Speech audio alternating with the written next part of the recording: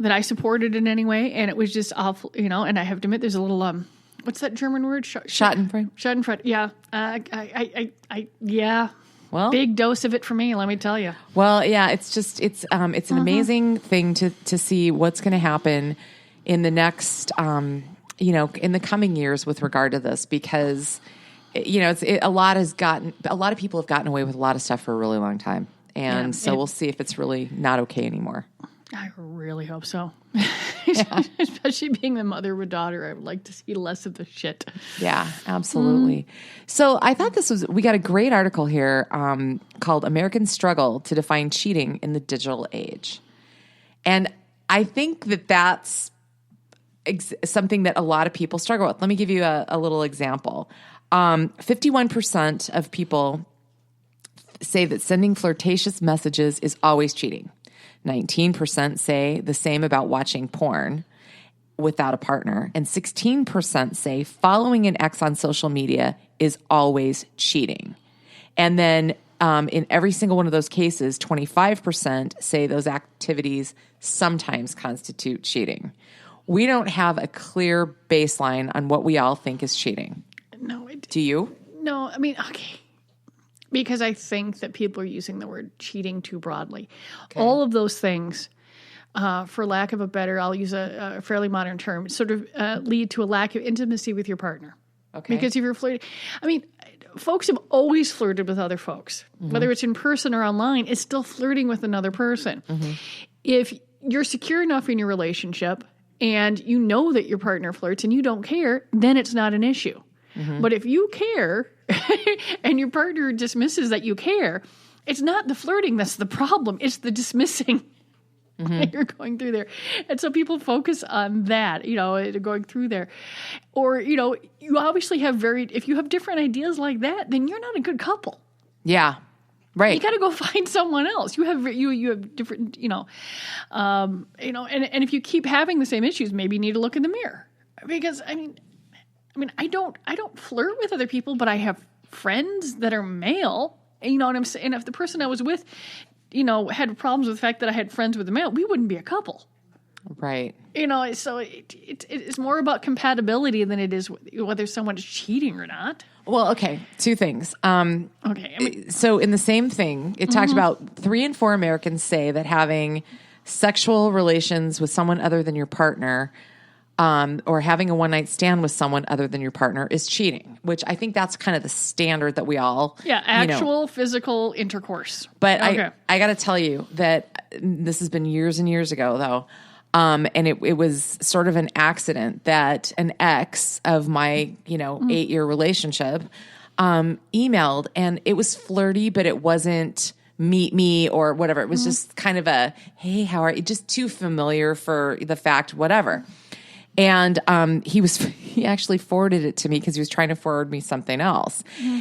And we had a very long conversation. I said, responding to this, I said, this is not appropriate. This is not okay with me for you to be, in touch with this person. But here's the hysterical thing. Within a fairly short order, I got a call from an ex from 20 years ago in California, and I got a text from a more recent ex. And I started to answer those like it's no big deal. And then I thought, what if he saw this text? How would he feel about me talking to this person? And I really had to sit down for a day or two and think about it. And then I decided, you know what? One person is an old friend. I can talk to this one, but this other one, not so much. Yeah. I mean, it depends on your past relationship. And because of technology, you can find someone from 20 years ago. Mm-hmm. I mean, that shit just didn't happen. Whether or not you're looking. Whether or not you want to or not. That whole small world thing. How do you know that person? Or did you know that, one of those things, and then you run across someone again. And, if you're going to have physical contact with another human being and you haven't agreed to have a relationship, an open relationship, then that's cheating. And if you're, telling another person, male or female, whoever, or, whatever, he doesn't, intimate details about your life that you're not sharing with your partner, that's cheating too. Because if you're going to have a relationship with someone, you sort of got to be all, not that person is the be all to end all. I have friends that I do things with that I don't do anything with my guy because he doesn't care about that. And he has stuff he does that I don't give a shit about, and that's with different groups of people. But it's not, but the sharing part, when you're just, if someone's in a shitty mood, shitty mood or good mood, that's who you get to talk to. It's like, I need to rant and you get to be on the other end of the phone right now. Deal. That's how it is. Deal. But if I'm ranting to someone else, that's right. Yeah. There's a level of intimacy there that's cheating. Right. You're going through there. Watching if you're watching porn on your own and the other person doesn't want you to watch porn, once again, you're probably in the wrong relationship. Yeah, that's and if you're hiding your conversations with an ex, then you have an issue with your current relationship. Yep. You're going through there. But it's tough because I think nobody likes confrontation. No one, you think, it's just going to be one text or one phone call. And then, then it snowballs. Yeah. It's never just one. Yeah. I just don't think. Otherwise, I don't think that Dear Abby and Ask Annie and Dear Prudence would have like one conversation about this every time you read. No, it's a constant question. It comes across all the time. Absolutely. So not to end the show on a downer, but there's more of a sort of a mention to this. Read the article, but so sex trafficking of minors, it's bad, and it's a bigger problem than anybody ever wants to talk about. It's truly horrific. There's an article that we have about it, and this one talks about a story of a girl being taken across state lines, but a bigger aspect of this that I have not really heard discussed much is, in addition to all the obvious traumas and all the obvious things that are wrong with this, they talk about victims becoming entrapped in a cycle of what they call survival sex, which would be, I guess, the sexual equivalent of Stockholm syndrome, right? And how difficult that is. So if this is an issue that, is, something that you would like to see ended or whatever, we'll have this article posted up. Yeah, I saw in the paper today that they're, you get a lot of, the Super Bowl is going to be in town. And so there's a lot of stuff about, they just had a couple seminars on how to identify trafficking. And it goes up a little bit when there's a large event, but not much. It's just there all the time. And it's just awful. And it's not just girls. There are boys that are trafficked. There are folks that are trafficked that's not sex, that are trafficked for work. There's a lot of it out there. And so I know that flight attendants and hotel operators and taxi drivers and everyone that's sort of in the service industry is sort of learning about this so they can sort of eyeball when something's, happening. And, I have a kid. And the idea that, someone could be stalking someone, it's absolutely terrifying. And I just don't, and I like the fact that the laws are changing, that these folks, even sometimes when they're over 18 now, are treated as victims. And so that they're not prosecuted for prostitution or anything like that.